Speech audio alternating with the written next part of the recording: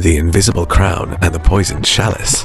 Imagine screaming your lungs out at a television screen on a Tuesday night. Are you kidding me? Pass the ball!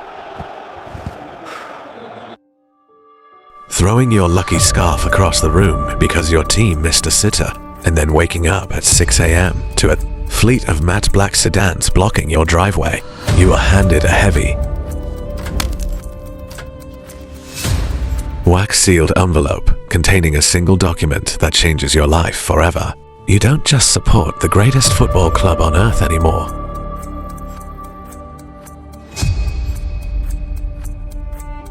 You own it. Every single blade of grass at the Santiago Bernabeu, every glittering Champions League trophy in the museum, and the contracts of the most elite athletes on the planet. They all belong to you now. It sounds like a beautiful, lottery-winning daydream, right? That's exactly what I thought, until I stepped into the grand boardroom as the official president and realized the terrifying truth. The previous administration didn't leave behind a pristine kingdom. They left behind a beautifully disguised house of cards. As a die-hard fan, you think you know your club inside out. You know the stats, the formations, the transfer rumors, but you don't know the shadows. Sitting in that high-backed leather chair, a trembling executive slips a red folder across the desk to me. It turns out, a secret, predatory hedge fund has quietly bought up a massive chunk of the club's hidden infrastructure, debt over the last decade. There is a terrifying, legally binding clause buried deep within the paperwork. If Real Madrid fails to win the upcoming El Clasico, control of the entire club, the name, the historic crest, the stadium itself, defaults to a ruthless corporate entity that plans to rebrand the club completely and move it out of Spain to turn it into a global entertainment franchise. The legacy of Alfredo Di Stefano, Cristiano Ronaldo, and Zinedine Zidane could be erased by next Monday morning.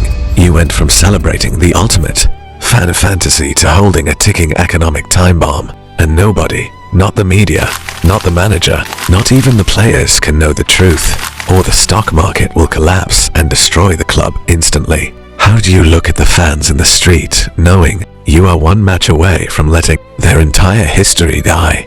The pressure is heavy enough to crack ribs. 2 days before the match, I break the golden rule of ownership and walk directly into the first team locker room.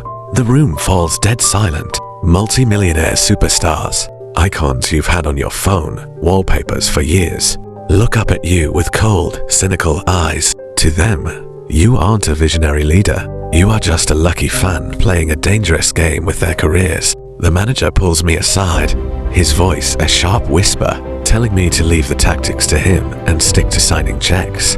But he doesn't know about the red folder. He doesn't know that his ultra-conservative, defensive game plan for the weekend is exactly what the predatory hedge fund expects us to do. My heart is pounding against my ribs as I look into the eyes of our star winger, a player currently throwing a tantrum over his positioning. I don't give them a corporate speech about synergy or revenue. I speak to them like the guy who used to save up for 3 months just to buy a nosebleed ticket to see them play. I tell them about the kid crying in the rain after a loss, and the absolute privilege it is to wear a shirt that weighs heavier than gold. For a second, the cynicism in the room shatters, and you see the raw, hungry human beings underneath the fame. Fast forward to the 89th minute of El Clasico. The Bernabeu is an absolute pressure cooker of raw human emotion, a sea of white shirts screaming for a miracle. The score is deadlocked at 1-1. A draw means we lose everything. The manager is actively gesturing for the team to pull back, to play safe, to protect the point. From my seat in the presidential box, surrounded by oblivious executives sipping champagne, I can see the opposing team's left flank is completely exposed. A tactical flaw I've noticed from analyzing hundreds of games from my old bedroom couch, overriding the entire hierarchy. I grab the direct tactical headset connected to the bench, tell him to attack the left channel right now, or you're all fired before the whistle blows. I scream over the noise of 85,000 people. The manager looks up at the VIP box in sheer disbelief, but he makes the sub. The stadium holds its collective breath as our young academy graduate chases down a Long ball into that exact open space. He cuts inside, lifts his foot to strike, and just as the ball leaves his boot toward the top corner, the video cuts to absolute black. Today, you watch someone inherit Real Madrid. Tomorrow, you might witness football history rewritten. Subscribe before the next story begins. This wasn't just about owning Real Madrid. It was about carrying the weight of the biggest badge in football. Subscribe, because this journey is only getting started. If stories like this make you believe football can be more than 90 minutes, hit subscribe, because the next impossible football story is already waiting.